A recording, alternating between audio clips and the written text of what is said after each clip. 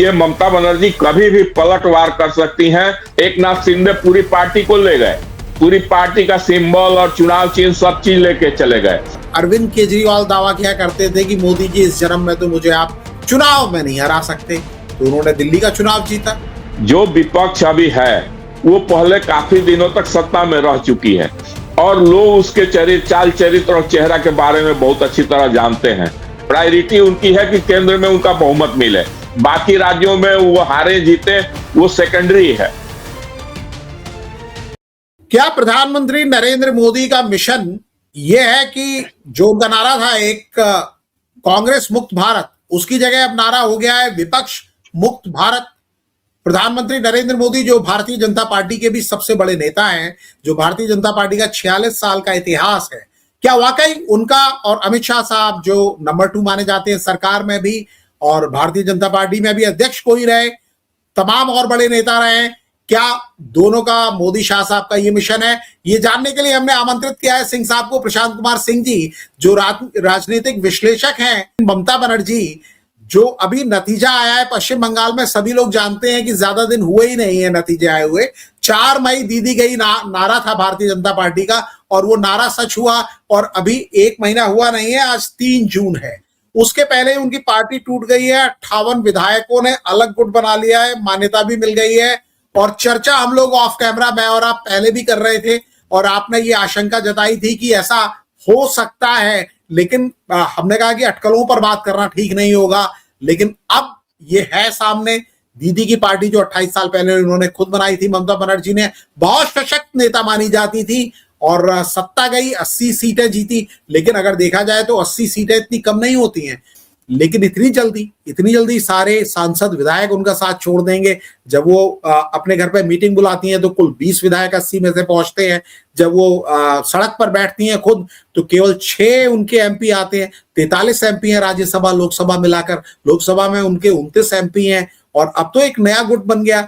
ये हो क्या रहा है? पहले बात पश्चिम बंगाल की, फिर पूरे भारत का भी आप समझाइए।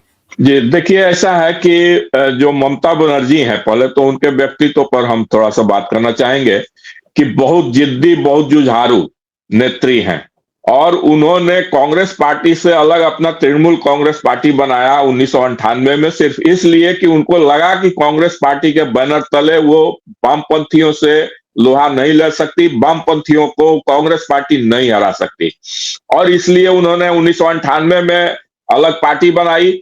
2001 में विधानसभा चुनाव लड़ा, 2006 में लड़ा, 2011 में वामपंथियों को पटक दिया। तो ये ममता बनर्जी की ताकत है और उस ममता बनर्जी को राजनीतिक रूप से मिट्टी में मिलाए बिना बीजेपी अगर छोड़ देती है तो बीजेपी के लिए को ये ममता बनर्जी कभी भी पलटवार कर सकती हैं और इसलिए जो आज देखने को मिल रहा है कि ममता बनर्जी की पार्टी दनादन टूट रही है और 58 विधायक अलग हो गए और ऋतुव्रत बनर्जी जो है विपक्ष के नेता भी घोषित कर दिए गए और एक तरह से पार्टी के नेता वही होंगे। उनके साथ एक संदीपन साहा भी साथ दे रहे हैं और 58 विधायक गए, मतलब कहने का कि 80 में से 58 गए तो 2/3 तो ऐसे भी हो जाता है। लेकिन अब कितने सांसद टूटते हैं, क्योंकि उनके 28 या 29 सांसद हैं लोकसभा में और 12 या 13 है राज्यसभा में, तो वो सांसद कितने टूटते हैं। फिर एक चीज और है कि अब तो चुनाव आयोग और कोर्ट तय करता है, क्योंकि कोर्ट में मामला जाएगा ही जाएगा, क्योंकि राज्य कार्यकारिणी, केंद्रीय कार्यकारिणी में कितने लोग टूटते हैं ताकि उनकी पार्टी की मान्यता खत्म हो जाए और ऋतुव्रत बनर्जी की पार्टी की मान्यता मिल जाए पार्टी की। जैसे कि महाराष्ट्र में हुआ, एक नाथ शिंदे पूरी पार्टी को ले गए, पूरी पार्टी का सिंबल और चुनाव चिन्ह सब चीज लेके चले गए। उसी तरह से अजीत पवार, शरद पवार की पूरी पार्टी लेकर चले गए। तो वो स्थिति पश्चिम बंगाल में भी भाजपा दिखाना चाहती है मतलब पर्दा के पीछे से कि इनकी पार्टी पूरी खत्म हो जाए और वो पार्टी ऋतुव्रत बनर्जी के साथ चली जाए। जहां भाजपा मजबूत है वहां भी विपक्ष के मजबूत लोगों को मैनेज करके अपनी पार्टी में ला रही है ताकि विपक्ष और ज्यादा कमजोर हो जाए। मान लीजिए कि भाजपा जहां 55 पर है और विपक्ष 45 पर है या उससे भी कम है, तो विपक्ष के 20 और को मैनेज कर लें तो अपने 55 से 75 पर पहुंच जाएंगे, वो 25 पर। मतलब कोई तुलना ही न रह जाए। इस तरह की रणनीति जो भाजपा अपना रही है, तो आपका जो कहना है कि विपक्ष मुक्त भारत, ये कांग्रेस मुक्त भारत से शिफ्ट कर गई है भाजपा की नीति विपक्ष मुक्त भारत, तो इसमें कहीं कोई संशय नहीं है। हाँ, लेकिन सर एक अंतर है यहाँ पर। प्रधानमंत्री नरेंद्र मोदी की अगुवाई में भारतीय जनता पार्टी ने स्ट्रेट इलेक्शंस जीते हैं।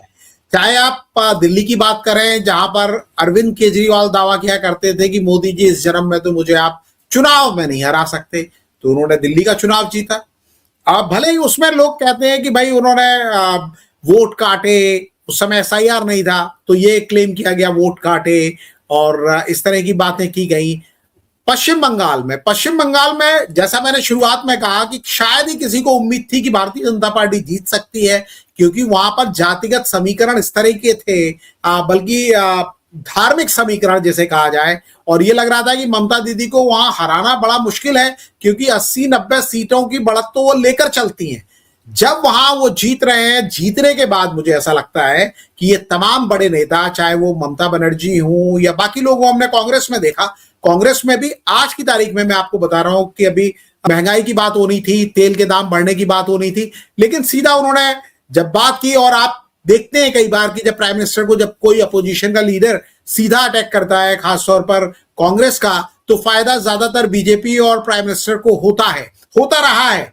और मुझे हर चुनाव के बाद, लोकसभा चुनाव की बात हम छोड़ देते हैं जहां 400 पार का नारा गया था और 240 पर ही बीजेपी रुक गई थी, लेकिन उसके बाद क्या आप जमीन को सही तरीके से नहीं पढ़ पाते, या आप ये सोच रहे हैं कि मीडिया पर बैठकर, यूट्यूब पर बैठकर आप सरकारें बदलवा देंगे? ये क्या रहा है? ना नेता जमीन को समझ पा रहे हैं, ना जो राजनीतिक पंडित हैं वो समझ पा रहे हैं, ये चल क्या रहा है? देखिए, विपक्ष में हम लोग कल भी चर्चा किए थे कि विपक्ष में गंभीरता नहीं है। जो राजनीतिक, जो जमीन पर उतरकर काम करना चाहिए, उस तरह की गंभीरता नहीं है।